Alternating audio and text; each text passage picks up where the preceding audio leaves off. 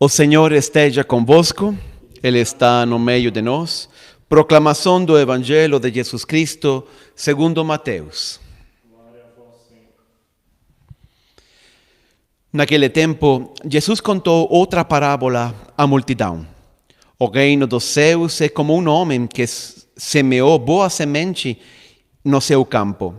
Enquanto todos dormiam, veio seu inimigo, semeou joio em meio do trigo e foi embora. Quando o trigo cresceu e as espigas começaram a se formar, apareceu também o joio. Os empregados foram procurar o dono e lhe disseram: Senhor, não semeaste boa semente no teu campo? Donde veio então o joio? O dono respondeu: Foi algum inimigo que fez isso. Os empregados lhe perguntaram: Queres que vamos arrancar o joio? O dono respondeu: Não. Pode acontecer que arrancando o joio, arranqueis também o trigo. Deixai crescer um e outro até a colheita. E no tempo da colheita, direi aos que cortam o trigo: Arrancai primeiro o joio e amarrai em feixes para ser queimado. Recolhei, porém, o trigo no meu celeiro. Jesus contou-lhes outra parábola. O reino dos céus é como uma semente de mostarda que um homem pega e semeia no seu campo. Embora ela seja a menor de todas as sementes, quando cresce, fica maior do que as outras plantas. E torna-se uma árvore de modo que os pássaros vêm e fazem ninhos nos seus ramos. Jesus contou-lhes ainda uma outra parábola. O reino dos céus é como um fermento que uma mulher pega e mistura com 3 porções de farinha até que tudo fica fermentado. Tudo isso Jesus falava em parábolas às multidões. Nada lhes falava sem ser parábolas, para se cumprir o que foi dito pelo profeta: Abrirei a boca para falar em parábolas, vou proclamar coisas escondidas desde a criação do mundo. Então Jesus deixou as multidões e foi para casa. Seus discípulos aproximaram-se dele e disseram: Explica-nos a parábola do joio. Jesus respondeu: Aquele que semeia a boa semente é o Filho do Homem. O campo é o mundo. A boa semente são os que pertencem ao reino. O joio são os que pertencem ao maligno. O inimigo que semeou o joio é o diabo. A colheita é o fim dos tempos. Os ceifeiros são os anjos. Como o joio é recolhido e queimado no fogo, assim também acontecerá no fim dos tempos. O Filho do Homem enviará seus anjos e eles retirarão do seu reino todos os que fazem outros pecar e que praticam o mal. E depois os lançarão na fornalha de fogo. Aí haverá choro e ranger de dentes. Então os justos brilharão como o sol no reino do seu Pai. Quem tem ouvidos, ouça. Palavra da salvação. Glória a vós, Senhor. Escutamos então assim mais 3 parábolas. Semana passada escutávamos a parábola do semeador, não? A semente que caiu no caminho, que caiu nas pedras, que caiu nos espinhos, que caiu em terra boa. Hoje Jesus nos conta mais 3 parábolas: o trigo e o joio, a semente de mostarda e a levedura, não? O fermento que transforma a massa. Eu falava semana passada e repito o mesmo agora. Para entender as parábolas, a gente tem que entender primeiro qual é a pergunta que essas parábolas querem responder. Qual é o enigma que essa parábola nos revela? A pergunta é para as 3 parábolas a mesma. Por que existe o mal no mundo? Esta é uma pergunta muito forte. Quantas pessoas já se afastaram de Deus porque não entendem por que o mal existe? Como é que Deus, sendo bom e poderoso, permite o sofrimento dos inocentes? Por que permite que os maus triunfem no mundo? Pois bem, as 3 parábolas de algum jeito tentam responder esta pergunta. Jesus fala primeiro na parábola do trigo e do joio: olha, vocês têm que ver que Deus tem paciência.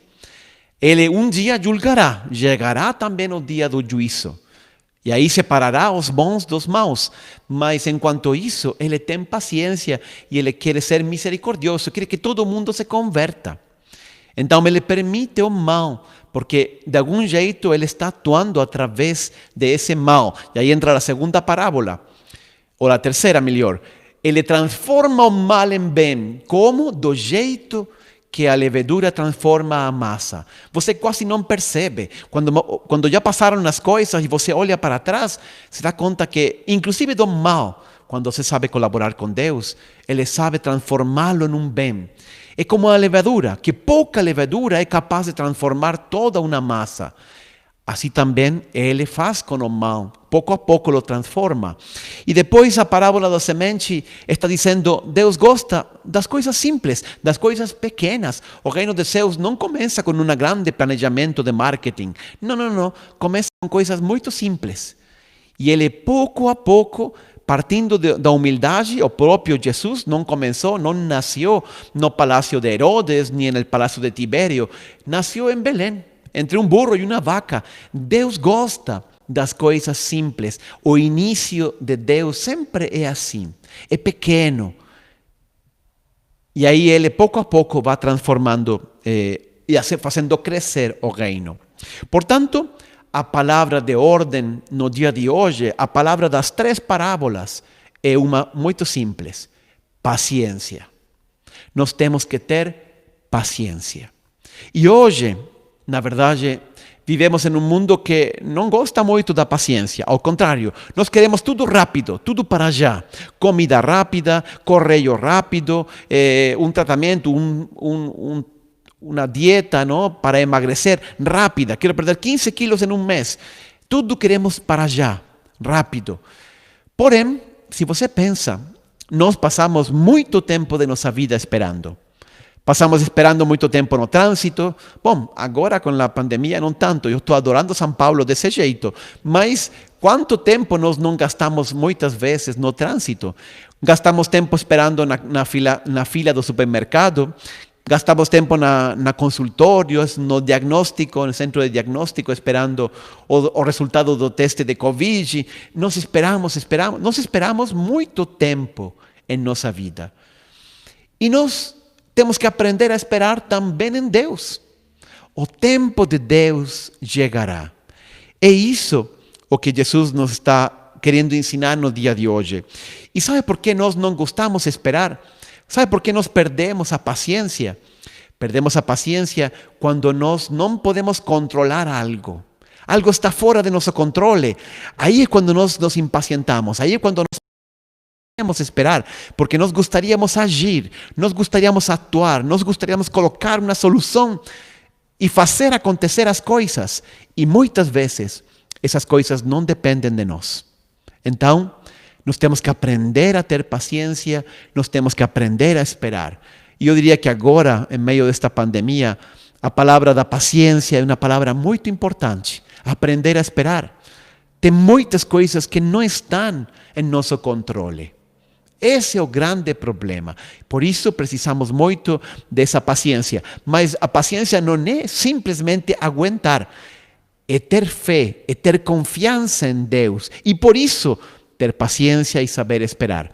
Eu vou falar 3 coisas por que é importante a paciência e como conquistar essa paciência. 3 ideias muito simples. Quando nós sintamos a tentação de perder a paciência, de querer ir para frente, quando nós sintamos que nós não temos controle sobre algo, você tem que lembrar estas 3 ideias que eu gostaria de deixar para vocês a partir destas 3 parábolas que Jesus nos deixa hoje.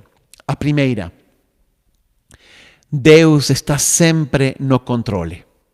Deus está sempre no controle. Nós não controlamos muitas coisas de nossa vida, mas ainda, as coisas mais importantes de nossa vida, nós não controlamos. Onde nascemos, em que país, qual é a nossa família, nosso nível social, nossas amizades, ao princípio, o contexto social em qual eu nasço. Isso não depende de mim. As principais coisas não las controlamos nós. Em troca, Deus sim. É Ele que nos deu a vida. Quando Jesus fala dessa parábola do trigo e o joio, imediatamente Ele fala do fim dos tempos. não? De quando Deus fará o juízo final. Por que ele fala disso? Porque, no fundo, o juízo final é a demonstração definitiva de que quem está no controle é Deus. Ele, mesmo que agora não parece, mesmo que os fatos parecem contradizer esta ideia, na verdade Deus está no controle e o tempo de Deus chegará. Por isso Jesus coloca-nos olhar lá. Olha, ao final o amor triunfará. Ao final Deus fará justiça, inclusive daquelas coisas que você sofreu, daquelas injustiças que você sofreu e que acha que ninguém nunca vai reparar. Vai sim. Um dia Deus fará justiça. Nós, apesar de que nós nos damos conta de que o mundo está muito bagunçado hoje, acredite que no fundo Deus está no controle. Ele sempre está no controle, só que Ele tem paciência, tem misericórdia, Ele espera, Ele quer que todos nós nos convertamos. E menos mal, porque nós muitas vezes também estivemos do lado do mal. Fizemos coisas erradas. Se Deus não tivesse paciência e mandasse um raio cada vez que a gente comete um pecado, gente, já não teria ninguém na terra, estaria vazia. Então, graças a Deus, Deus é paciente. E Ele espera a nossa conversão, Ele espera que nós voltemos para Ele. É interessante que quando Jesus fala da parábola do troco do joio, Ele fala de Deus dividir os bons dos maus, não? A um nos chama os filhos do reino e a outro os filhos do maligno, ou seja, do demônio. Que forte essa expressão, não? É muito forte, mas essa divisão entre bons e maus só acontecerá lá ao final de nossa vida e ao final de todos os tempos no juízo final. É inútil querer buscar agora no mundo essa divisão, não? Los de cima, los de baixo, los ricos, los pobres, los de izquierda, los de direita, los do sul, los do norte, os chefes, os empregados. A gente sempre busca essa oposição. Não existe nada tão contrário ao Evangelho que essa divisão e essa luta, essa verdadeira divisão entre os bons e os maus, insisto, não passa pelo mundo, ela passa por nosso coração. Nós todos temos parte do bem e parte do mal.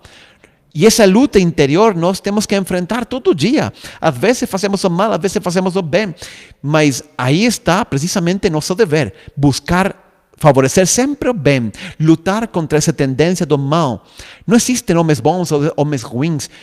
Existe, sim, uma divisão profunda no nosso próprio coração. Esta tentação da divisão e da luta de classe, etc., era uma tentação também muito antiga, tanto quanto a igreja. Quando a igreja começou, no século III, mais ou menos, terceiro, quarto, surgiu uma heresia que se chamava o donatismo. Era um bispo que se chamava Donato, aí surgiu o donatismo, não?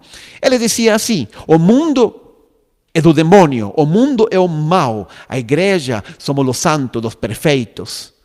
Então, os que entrem na igreja salvarão, porque serão os escolhidos de Deus. Os que fiquem no mundo condenarão. Você já escutou isto? Ainda hoje se escuta por aí, inclusive, certos grupos religiosos falando: só se salvarão os que estejam dentro de XYZ igreja. Não, isso não é assim. Santo Agostinho mesmo respondia a Donato, ao bispo Donato, que o campo, nessa parábola, citando precisamente essa parábola de Jesus, o campo sim, era o mundo, mas também é a igreja mesma. O mal está dentro de nós, o mal está também dentro da igreja. Por isso, quando depois nós escutamos esses escândalos, esses abusos de sacerdotes, gente, lógico, devemos ficar muito tristes, mas não surpresos, porque essa é a condição humana. O mal está dentro de nosso coração.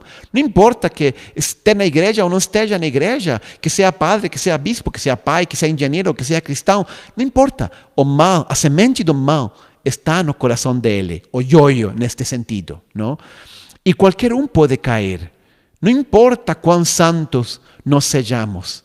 Uma vez eu assisti um vídeo da confissão, um vídeo que mostrava a confissão de várias pessoas que tinham sido condenadas à morte. Era um vídeo muito forte. E eles contam a experiência deles, como eles chegaram. Eles estavam em la fila, não? Para ser executados, lá nos Estados Unidos, não? Para ser executados, pena de morte. E eles contavam a experiência de cada um deles. E quando a gente escutava isso, olha, era algo tão normal. Eu pensava, se eu tivesse estado no lugar dele, eu seria diferente. Eu não estou seguro. Veja você de não cair. Se você está em pé, veja, diz São Paulo, você não cair. Porque qualquer um pode cair. O mal, o ioio, está dentro de nosso coração. E eu não posso rejeitar a igreja porque existe o pecado dentro. Claro que existe o pecado. Mas rejeitar a igreja seria como rejeitar a Jesus Cristo, porque dentro dos 12 apóstolos dele tinha um, Judas, que ele o traiu. Isso acontece. Também a Jesus lhe aconteceu. Mas, apesar disso, a igreja leva uma semente da graça, que é uma semente de santidade, que transforma a nossa vida. Então, lembre sempre isto. Deus está no controle. Mesmo que as aparências parecem contradizer esta ideia, Deus está sempre no controle. E se você sabe esperar, se você confia, Ele vai a mostrar o resultado, Ele vai a mostrar, a fazer um milagre. Ele pode fazer grandes coisas quando nós sabemos colaborar com Ele. Essa é a primeira ideia. A segunda ideia, olha, a paciência é boa porque Deus recompensa a paciência. Quando nós sentimos desesperação e queremos agir e atuar e fazer as coisas acontecer, lembre, esperar não é inútil. Esperar parece inatividade, passividade, não estou fazendo nada. Bom, às vezes não dá para fazer nada, só confiar em Deus. Mas isso não é ruim necessariamente. Nós precisamos entender que Deus usa a paciência para fazer-nos crescer, fazer-nos amadurecer espiritualmente. E isto é um bem maior que qualquer outra coisa que nós podamos encontrar neste mundo. As coisas de Deus, aí entra a parábola do grão de mostarda, elas começam sempre com coisas pequenas, com coisas simples. E a gente precisa de paciência, tem que desenvolver pouco a pouco. Jesus falou que o reino dos céus, se você compara essas parábolas do reino, todas falam de um processo, uma semente, uma levadura, a grão de mostarda, a colheita que pouco a pouco cresce. Jesus não falou, o reino dos céus é como a Fórmula 1. Não, Jesus não falou, o reino dos céus é como o forno de micro-ondas. Enfim, lógico, essa época não tinha essas coisas, mas ele nunca falou de algo imediato, de algo, digamos, instantâneo. Ao contrário, sempre que Deus falava do reino dos céus, era de um processo. Então, a gente tem que aprender a esperar. A gente tem que aprender a ter paciência, porque esse crescimento interior, essa transformação, é pouco a pouco que ela acontece. Nós mesmos, às vezes, somos impacientes com nós mesmos, porque a gente gostaria de tirar de nossa vida nossos hábitos ruins, nossos vícios, nosso pecado, e não conseguimos. Também para isso, nós precisamos ter paciência. Deus está atuando, aproxime-se de Deus, aproxime-se da graça de Deus. E essa graça, pouco a pouco, entrando em nossa alma, irá fermentando toda a levadura. Ela transforma a nossa vida, mas pouco a pouco. Nós já assistimos muito filme nestes últimos anos, não? De super-heróis, não? O Superman, o Thor, o Homem de Ferro, que mais? Aranha, perdão? Homem-Aranha, todos esses aí, não? E aí todos esses super-heróis sempre são extraordinários, mas terminam lutando contra um grande vilão, não? Que quer destruir o mundo. E os super-heróis sempre querem salvar o mundo. É uma grande batalha, não? Bom, sabem que Deus também quer salvar o mundo, igual que eles, também quer salvar o mundo. Só que o jeito de Deus é diferente. Ele não vai combater o mal, o vilão, que no fundo é o demônio, não? Com uma batalha. Não, ele combate o mal conquistando coração a coração. Esse trabalho de Deus é seduzir os corações para o amor, para o bem e transformá-los pouco a pouco. Não do jeito que fazem esses filmes, mas devagar. O tempo de Deus precisa, A graça de Deus precisa de tempo para ir transformando e atuando em nossa vida. Por isso falava São Paulo na carta aos Gálatas, não nos cansemos de fazer o bem, pois no tempo próprio colheremos se não desanimarmos. Ou seja, não desanime, você colherá. Às vezes me falam mais, não? Padre, já fiz tudo o que pode para poder aproximar meu filho ao caminho de Deus, mas ele está muito afastado. Tenha paciência, Deus atuará. Siga semeando, que um dia a colheita chegará. O amor é muito poderoso, mas ele atua como a levedura em meio da massa. Ou a mulher que quer converter o seu marido, qualquer um. O amor é mais forte. O amor sempre vence, mas ele precisa de tempo. Por isso, esta segunda ideia é muito importante. A paciência não é estéril. A paciência é importante porque ela nos permite dar tempo à graça para transformar o mundo, para fazer crescer o reino de Deus na sociedade e também dentro de cada um de nossos corações. E finalmente, a terceira ideia é que ainda não chegou ao final da história. Esta é o mais importante, talvez. A gente se revolta contra Deus às vezes porque as coisas não acontecem do jeito que eu queria, porque nós assistimos muitas vezes a grandes injustiças, mas paciência, o tempo de Deus ainda não chegou, a história ainda não acabou, Deus está ainda trabalhando. Por isso falava São Paulo aos Filipenses, estou plenamente convicto de que aquele que iniciou boa obra em vós, há de concluí-la até o dia de Cristo Jesus. Viu? Aquele que começou a boa obra em você, ele vai concluí-la. Ou seja, Deus está trabalhando em você para transformar sua vida e seu coração segundo o modelo de coração de Jesus. Está transformando seu filho, está trabalhando seu esposo, sua esposa, está trabalhando na sociedade, em cada coração, em cada pessoa que mora e que habita em algum lugar deste planeta. Deus tem paciência e Ele vai atuando. Ainda não chegou o final dos tempos. Não temos que desesperar, não temos que perder a confiança que Deus efetivamente, Ele vai um dia acabar sua obra. E chegará também o dia final, o dia do juízo.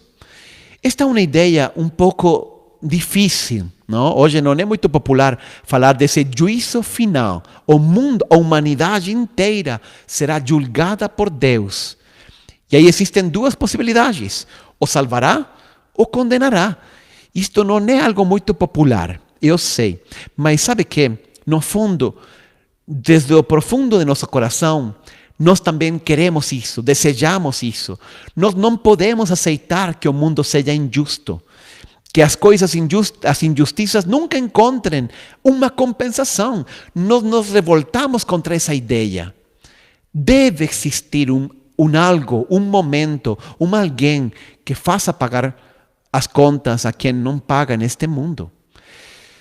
É uma realidade dura, mas essa realidade de Deus, nós temos que confiar. Essa bagunça aí fora do mundo, Deus um dia vai julgar. Por isso nós temos que lutar para estender o reino de Deus, para trazer as pessoas ao reino de Deus, para fazer crescer a graça de Deus no coração delas. Mas acredite, um dia também Deus julgará. E quando a gente se encontra com esses aí Jesus usa uma expressão muito dura. Ele fala os filhos do maligno. De fato, na tradução que eu li, não falei filhos do maligno. Eu acho que falei outra palavra. Os que pertencem ao maligno, li eu. Mas a tradução original não é essa. Ele fala os filhos do maligno, não? Os que pertencem. Ora, falar de filhos do maligno, filhos do demônio, é uma expressão muito forte. Como é que Jesus usa essa expressão aplicada a seres humanos, a pessoas, um dia lá no juízo?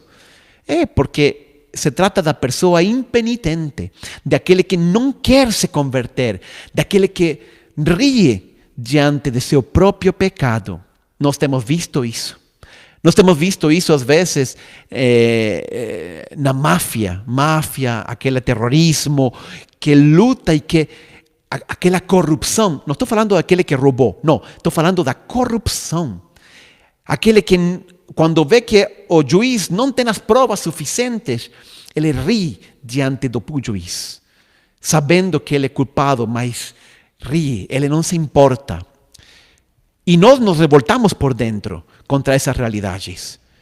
Se eu pudesse falar para eles, eu diria: você ri agora, você acha que com sua inteligência e com seu dinheiro, você comprou o juiz e se livrou dessa.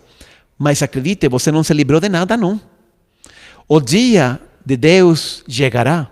E quando esse dia chegue, verdadeiro, objetivo, terrível, e você se encontre face a face com o juiz do universo, aí você não poderá comprar, aí você não poderá corromper aquele juiz. Não importa que você agora morra com fama de ser um homem bom, elogiado pela mídia e por todo mundo, ao final, você vai encontrar com Deus face a face e Ele vai julgar a sua vida de acordo com as suas obras. Essa é a realidade incômoda, mas a realidade que nós teremos que enfrentar. Por isso, vamos pedir a Deus, nestas parábolas do reino, que nós sejamos trigo bom, que nós permitamos que a graça de Deus transforme nossa massa. Porque lembre-se, todos nós podemos cair, não importa quão alto nós chegamos. Eu já vi pessoas que eram padres, pessoas que eram consagradas, mulheres consagradas a Deus, deixar isso e cair depois no outro extremo, revoltar-se contra Deus, contra a fé, contra tudo o que tinham de bom. Isso é possível. Por isso nós devemos vigiar, estar atentos e colaborar com Deus para que o reino de Deus, para que essa batalha grande entre o bem e o mal triunfe também em nós. Esse é outro detalhe interessante, já termino, quando os empregados falam com o dono, falam para ele: mas de onde surgiu esse joio? Você semeou bom trigo. De onde surgiu esse joio? E o dono responde: isso foi obra do inimigo, do maligno. Eu não sou muito amigo das teorias da conspiração. Não acredito nessas coisas, não. Mas, em ordem espiritual, aí sim. Aí sim acredito em uma grande conspiração. É o demônio que luta contra Deus. E todo o mal que existe no mundo é obra do demônio. Nesse âmbito espiritual, aí sim existe essa teoria da conspiração. E Jesus tem isso muito claro. O joio é fruto do demônio. Ele semeou esse joio. Por isso nós temos que estar atentos e vigilantes. Lembrem-se, essa divisão entre o bem e o mal passa pela metade de nosso coração, pelo meio de nosso coração. E nós precisamos sempre fortalecer e crescer na graça para que Deus triunfe também em nossa própria vida. Que assim seja.